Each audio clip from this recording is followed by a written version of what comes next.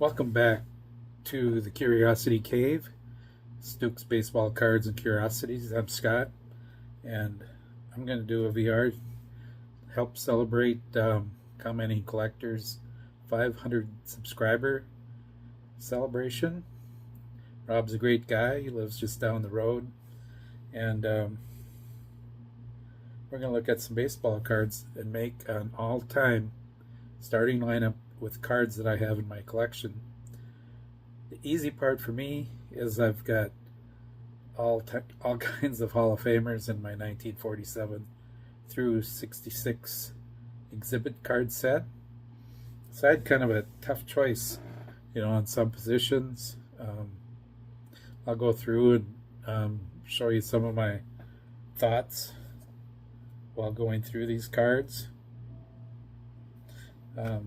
We'll start off with second base. And one guy I was thinking about was Red Schoendienst. There's several great Hall of Fame second basemen in this set. A great player, all-star, World Series champ, later a great manager with the St. Louis Cardinals, won a championship with the Milwaukee Braves. Battled some illness during his career, but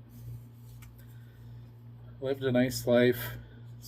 Got to manage and play in World Series.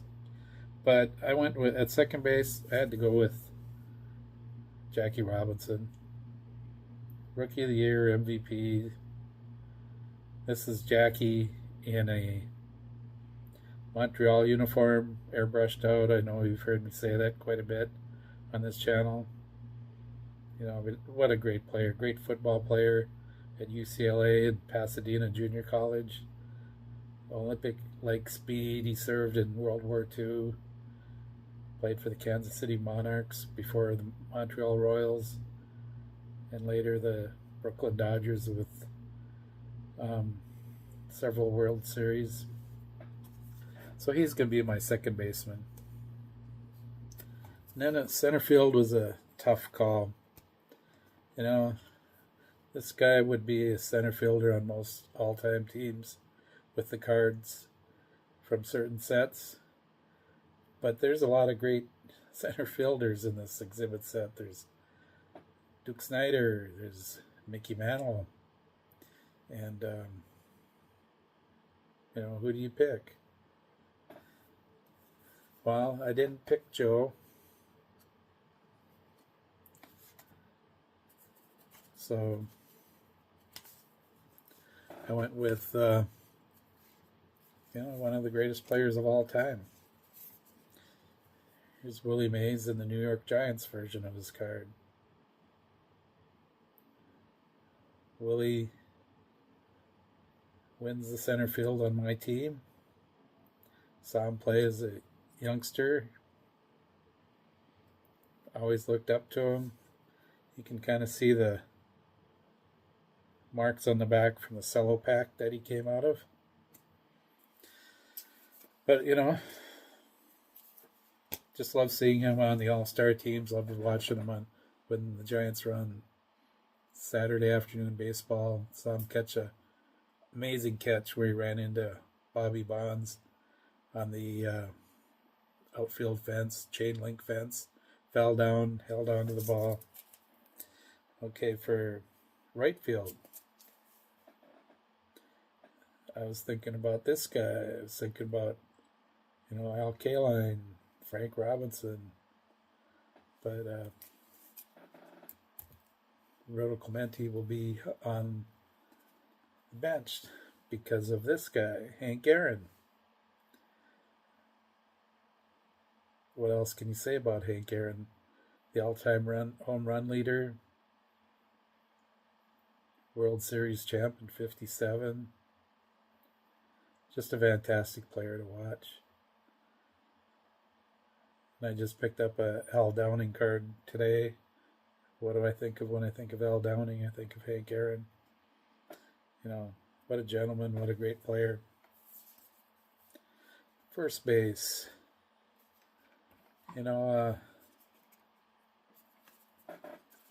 There's a reason why I'm doing it in this order, and I'll get to that later. first base,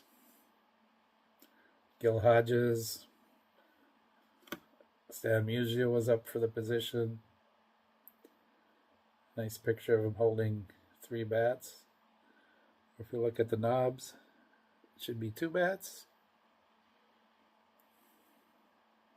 But yeah, Stan Musial, awesome batting average. But first base, I needed some RBI potential. So I got a guy that hit over got 180 RBIs in a season. Missed, nearly 4 complete seasons for World War II. 58 home run season. Steady first baseman for the Detroit Tigers. Comes back from World War II, hits 40 plus home runs in a season. Also a great general manager with the Cleveland Indians. Product of the New York City high school system. He was a multi-sport athlete in high school. Then we'll go to DH. So many DH possibilities. But I went with Frank Robinson as the backup, not the starter. I mean, he could play any outfield position, probably. DH. Instead, I went with Mickey Mantle. He was an ACL away from being maybe the all-time greatest player in baseball. He had a Willie Mays rivaling Babe Ruth, but I think that probably slowed him down during his career, not having an ACL. Here's a nice picture, 1951. You can see that American League patch there. Awesome photo of young Mickey Mantle. So left field, there wasn't any real thought to the left field. I went with maybe the greatest hitter of all time, Splendid Splinter, Ted Williams. And yes, some of these salutation exhibits were continued to be printed in like 1947, 48, 49. Ted Williams is all the way up to 1959, 60. Just all depends on what's on the front of the card. But he won I think he won the Triple Crown in the minor leagues, and he came up to the majors and won Triple Crown a couple times. I mean, he'd have 700-800 home runs if he hadn't served our country in 2 wars.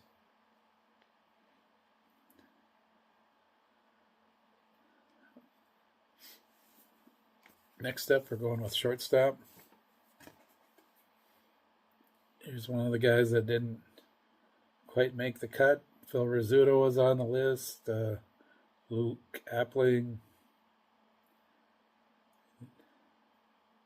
This is the version with the baseball. Great player, Pee Wee Reese. But I wanted somebody that wanted to play a doubleheader every day. Ernie Banks, MVP.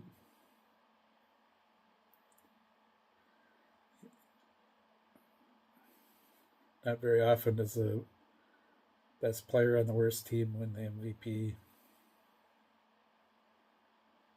Just a fantastic shot of Ernie Banks, Mr. Cub. And catcher was a tough one.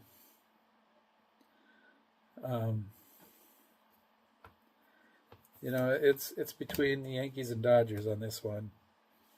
I have a Mickey Cochran on an older exhibit.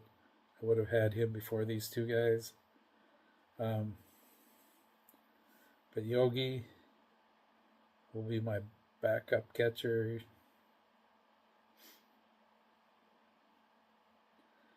you know, 3 MVPs, 10 World Series rings. Just an awesome catcher. Casey Stengel said he was the best baseball player he ever coached.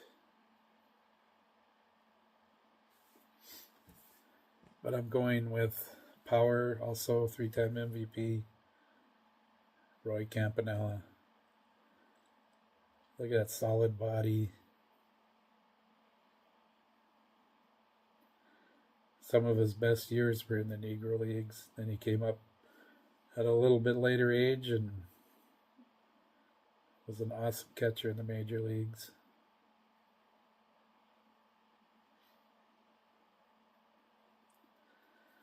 Third base. Hometown guy didn't get the position. Harmon Killebrew. Yes, he played third base for a little bit. Not quite his whole career, but he played outfield, first base, third base. Harmon Killebrew, 500 home run club. But I have no problem putting the human vacuum at third base, Brooks Robinson. Just an awesome player.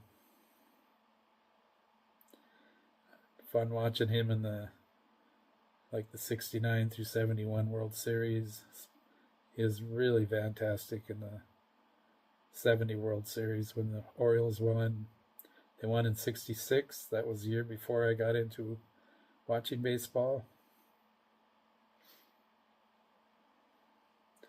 Very nice guy, very generous with his autographs. And now we're going into pitching. I've got a 5-man rotation,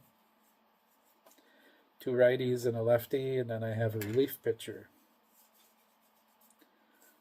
We'll start with the first righty. This guy was, when I asked Roy Sievers who was the best pitcher he ever faced, he told me Bob Feller, another guy that sacrificed several years of his career to the war. He probably absolutely would have been in the 300 win, 3,000 strikeout club had he not been in the service. And a friend of mine was talking to Bob at his museum in Van Meter, Iowa. That's where he is from, the Van Meter heater.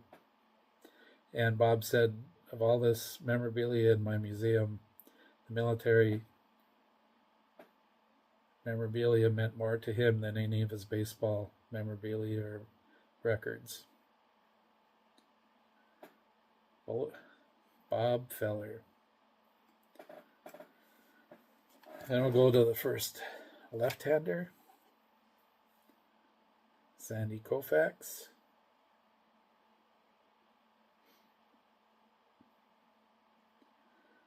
Not much you can say except that he had a great 4 or 5 years there with the Dodgers, almost unstoppable.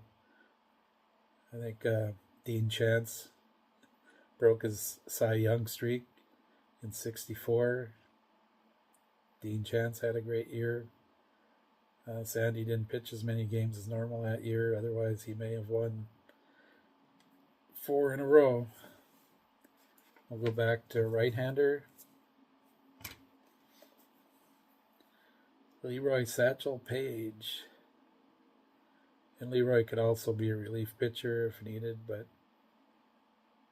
he could go the distance quite often, I'm sure. Pitched so many games, the Negro Leagues, Major Leagues, barnstorming. He was a legend. 1935, he led the Bismarck Churchills to the National Semi-Pro Championship in Kansas City. Double Duty Radcliffe was on that team. Quincy Troop was his catcher. And there was a couple other, I think Horton Smith might have been on the team too. And then we'll get to the winningest left-handed pitcher of all time, Warren Spahn, in his Brooklyn Braves cap.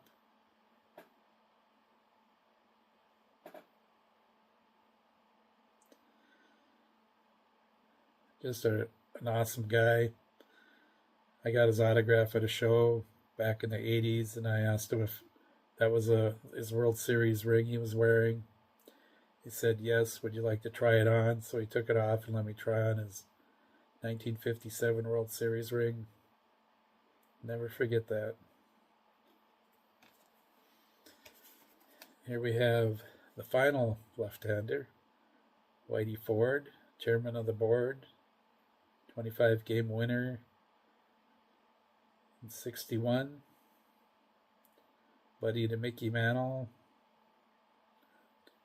Don't know who drank more, Mickey or Whitey.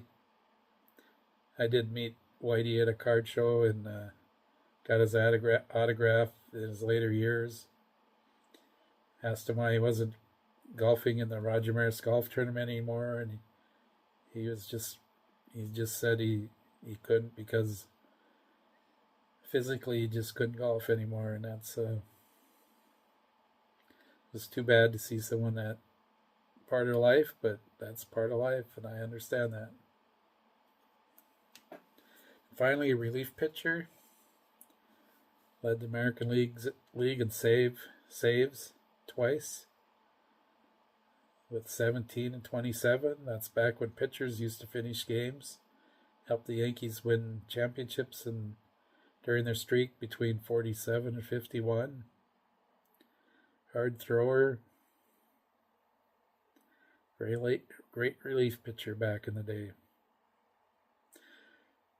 So that's my all-time lineup for my 47 through 66 exhibit set. It's easy to put teams together with such great players in that set.